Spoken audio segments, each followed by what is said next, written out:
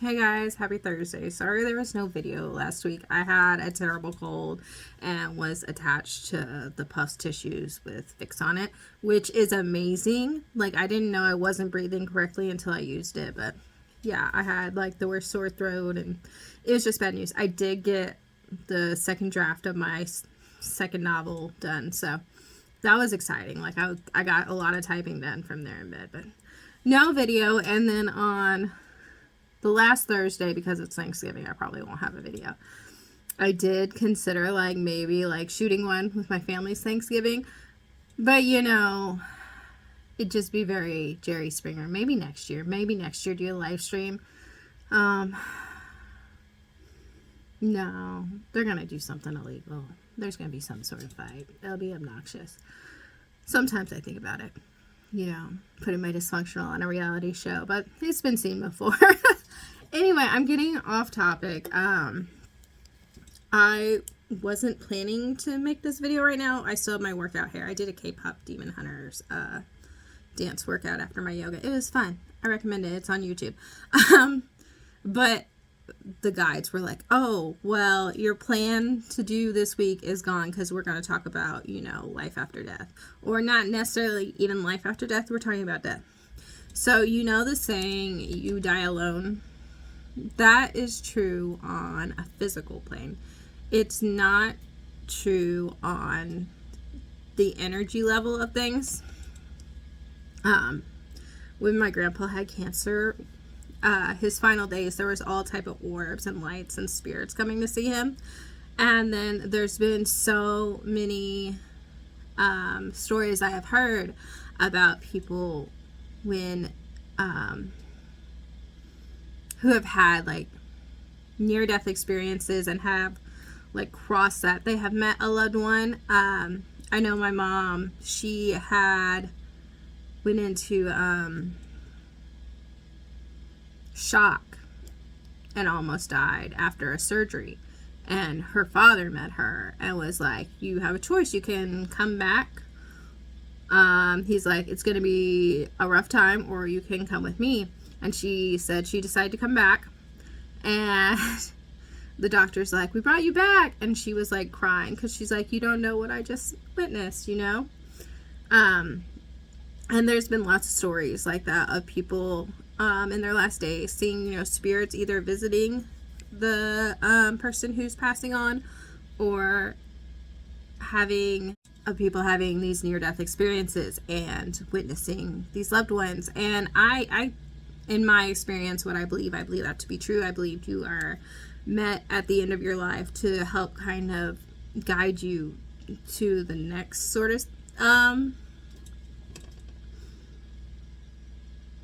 phase of it for your energy.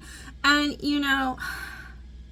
I say it's like people coming to you at the end, but when I was thinking about it, my guides were like, they showed me, because we're always surrounded by spirits, just some communicate and some don't. But they showed me like our energy, because you've heard the term like we're all one. And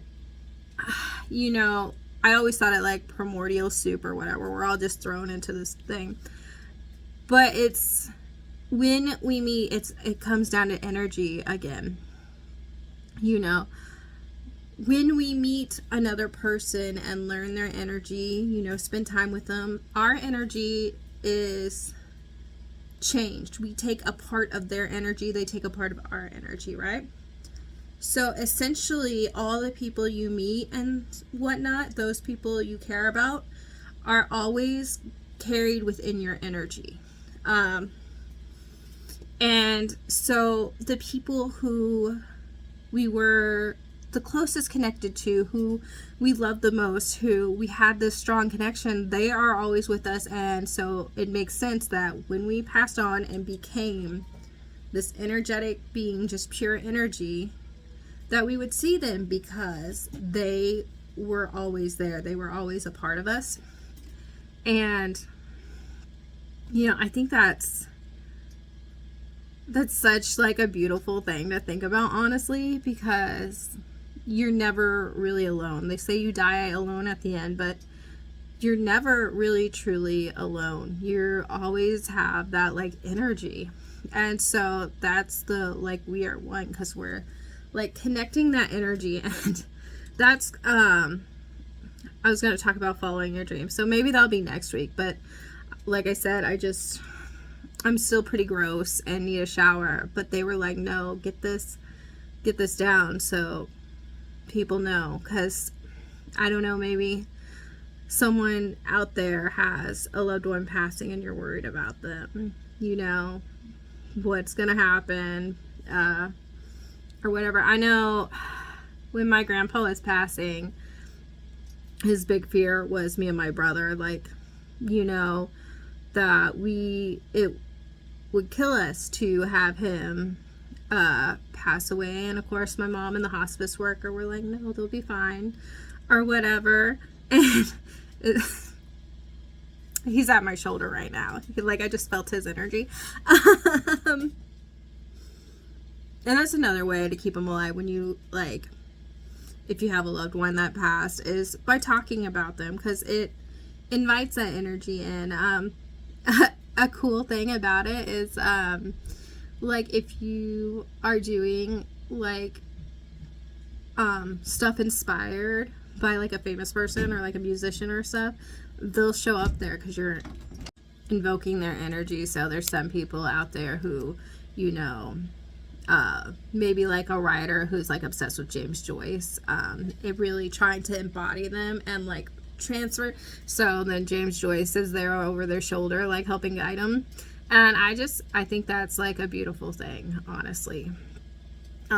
Just like I think it's beautiful that, you know, all the person we meet affect our energy and change us, and we change them. And I know there's some people you're like, oh, I would rather not have them in my energy, and that's fine. You know, some people are a lesson, and that's okay too. It's okay to, you know, kind of, when you think about it in energy terms, if you get those people you're like, man, I don't like their energy, I don't want to attach to me, it coming in you gives you the chance to transmute that energy into something and to give that energy new life. And I just think that's beautiful. And especially when you're thinking of it as like a collective, like if you're taking that negative energy that people don't want and transmuting it, then that's better for the collective, because when we pass on, or all the other people we meet and give our energy to, we'll have, instead of this energy that no one wants, this nice transmuted good energy. And then when we come to the end of life and we're in what I think is the primordial soup of all our energy, or, you know, the quantum field, because that's essentially what we all come from, then that's better for the collective, you know, it's better energy. So it's just really cool to think about, you know, that every time you do some work and you're like working for the better, you know, you're a little bit closer to, you know,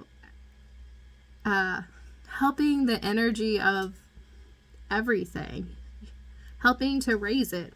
And that's just, you know, that's really cool when you consider it from, there's a cat in my bathroom. 1 second.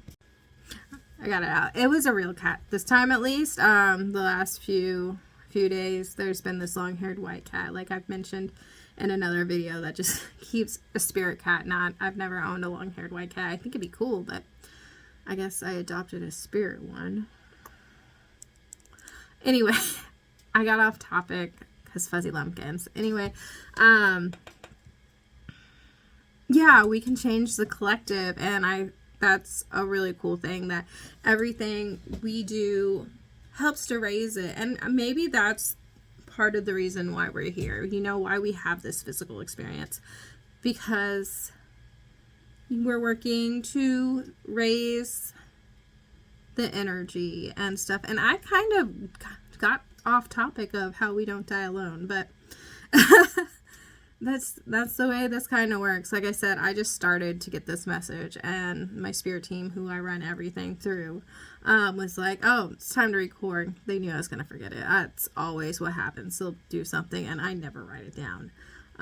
So they're like, "Sit down and record." So I think that's all I have today, and I know there was like a lot of filler words, so I'm sorry about that.